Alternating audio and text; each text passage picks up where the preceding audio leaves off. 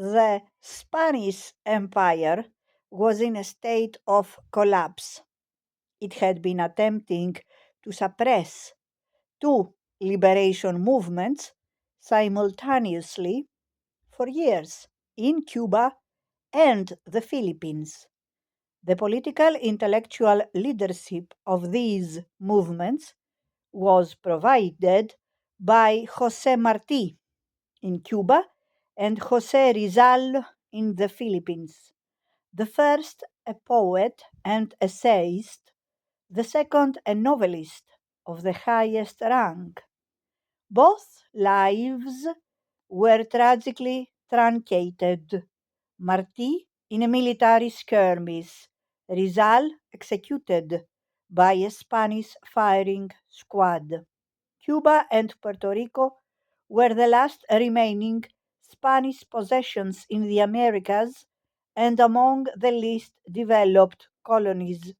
The discovery of gold and silver on the mainland and the relative lack of either men or minerals to exploit in Cuba relegated the island to a minor, mainly military and administrative role in the imperial system between 1720 and 1762.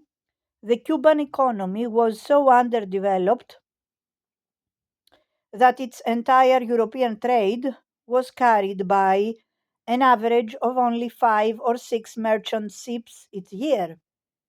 The plantation system depended on the large scale slavery of kidnapped Africans, began late and only escalated after the Haitian Revolution. The drive for independence was delayed too.